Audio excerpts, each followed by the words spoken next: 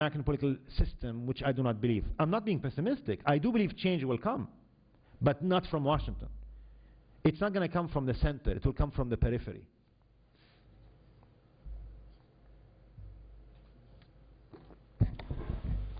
I take your point that establishing a conspiracy to explain U.S. policy in Palestine sort of gets the U.S. off the hook. And I certainly have no illusions about American commitment to democracy and freedom. I think those notions are chimerical, and I think most people who think about these things realize that. But there's something about our behavior in Palestine that I think needs more than that overall will to power that the U.S. foreign policy is based on.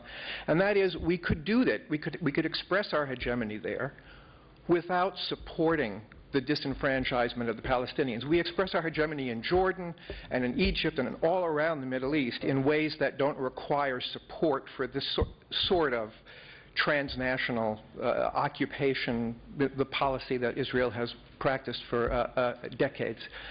So I think that the particular way, there's something more required than just this is the natural expression of U.S. foreign policy, to explain why we take this path to make sure that we retain hegemony rather than the bribery or the installation of governments. Why not just put Fayyad in there and have done with it? Why are we supporting Israel's depredations? And I think that question requires some reference to very, very powerful lobby in this country that supports that sort of behavior. No. I mean, I am totally with you on that. And I think that the American empire, I mean, this used to be the argument of the realists. I mean, that's the thesis of Morsheimer and the Republican Party of the 1970s. Richard Nixon, 1960s, used to make these criticism of American Middle Eastern foreign policy. I do agree with you that let me go back earlier.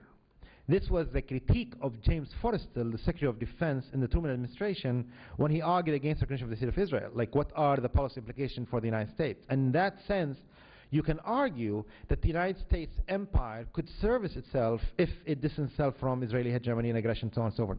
But I do believe in that sense there are multiple reasons for American support for Israel, and we cannot reduce them to one another. I do believe in the role of the lobby, and particularly since the Clinton administration. I think the Clinton administration established the precedent of having the lobby be instrumental in key appointments to key positions of Middle Eastern foreign policy in the American government. I mean, up to that point, the real experts from the State Department were in charge of the day-to-day managing of American foreign policy. These were people who are, in the good sense, Arabists, Orientalists. Richard Murphy, people who knew Arabic, who knew the region, who traveled to the region, people whose knowledge of the Middle East, I personally, politics aside, respect. After the Clinton administration, the Israeli lobby and their functionaries were instrumental in staffing, not conspiratorially, obviously, the key position in the government. People like Martin Indyk, who began his career as in the Israeli lobby and then established the think tank arm of the Washington Institute, and now he has another one funded by Haim Saban and the Brookings Institutions. And then, under that precedent, expertise in the Middle East becomes suspect. I mean, if you look since then, people who have expertise in the Middle East are marginalized. And the ones who are hired are ones who have no knowledge of the Middle East, but whose Middle East credentials are a function of their fanatical support for Israel. I mean, what explains Elliot Abrams being the most influential person on Middle East policy making in the Bush administration? His previous job in the Reagan administration was Latin America. He's neither Latin Americanist nor a Middle Eastern expert. His only credential is he's a right-wing fanatic who lied to Congress, I should add. So the Israeli lobby becomes important. I mean, you look at who are the people who are running Middle Eastern foreign policy now. You have in the State Department, Jeffrey Feltman, who was ambassador in Lebanon, not a Middle East expert.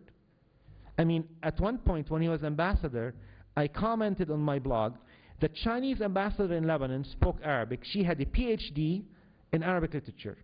The British ambassador in Lebanon, who is now in Jordan, spoke fluent Arabic.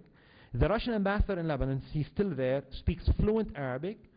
The French spoke Arabic, and so on and so forth. I mean, in the case of Jeffrey Feltman, I mean, I think he can say thank you in Arabic, if that, and he will mispronounce that word. He is now at the State Department.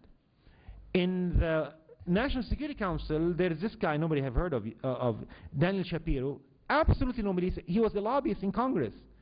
He worked for Zionist members of Congress, and his only work on the Middle East is that he lobbied hard in order to ban Al-Manar TV satellite station, which is a TV station of Hezbollah. On that basis, he was hired in the National Security Council. But there are other reasons for American support for Israel, which have nothing to do with the lobby. The religious nature of the state, of American foreign policy. I mean, I don't want to exaggerate it like the recent book by Michael Oren about history of American foreign policy.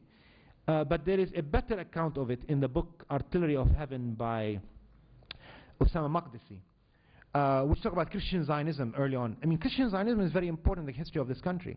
It influenced many American presidents, including Bill Clinton, who, according to his biography by David Marinis, he became so solidly pro-Israel because his minister in Arkansas on his deathbed called him to basically take care of Israel. I mean, with Clinton, of course, you never know if it's true or not, but that's the story he told.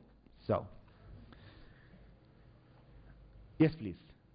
What would you then tell Obama to do if you were his Middle Eastern foreign policy advisor? I mean, of course, for me to be asked to give advice to an administration, even though I have a fundamental structural critique of the very nature of American power, but I'll play that role for you. One, to get out of the Middle East. To get out of the Middle East. People say, like, you want America to fight your wars and say, no, no, to get the hell out of the Middle East. I mean, literally, as Joe Biden would add for every sentence. I mean, basically, it means to withdraw all American forces from the region, to do what Charles de Gaulle did in 1967, not to arm Israel because it's an aggressor state, not to give, I mean, I don't only want to disarm Israel, I want to disarm all Arab countries because they are using their weapons against either their own populations or against one another. I would stop arming any state in the Middle East. I mean, so this is my major thing. Get out of the Middle East. Let people of the region sort out their own differences and let us sort out our neighborhood. Very simple recipe. Yeah. So does that also mean cutting off aid that the United States gives to countries like Egypt? Of course, without a doubt. I am for abolishment of America's aid to Egypt and Jordan and Lebanon and Israel. I mean, first of all, who benefits from these foreign aids? Most of that aid goes to the military intelligence apparatus anyway. I mean, look at our aid to Pakistan. We have given to Pakistan since September 11 $10 billion to catch bin Laden. I mean, in case you haven't heard, bin Laden is still at large. I went on a speaking tour in Pakistani campuses 2.5 years ago, and when you go around Pakistan, it struck you as how the Pakistani army looks so primitive, even by Lebanon's army standards, which is comical. And I asked my host about that, and they said because they don't use the money from the United States for that. They use it for other purposes. They use it for heavy weaponry, for delivery system, for the nuclear weapons, for missiles, for the war on India, for the intelligence apparatus, the spy agency, for these kind of things. In Egypt, aid to Egypt has gone to build a monstrous military intelligence state. In Lebanon, it has gone in the last 3-4 years to the security apparatus of the ruling family, the Hariri family, and on and on. So yes, when I mean the United States get out with its troops, with its aid, so to speak. The aid of the United States has been killing us. Well, again, literally, as Joe Biden would add. But some of that money has gone to helping the population. Like what? Like building educational programs or cultural programs or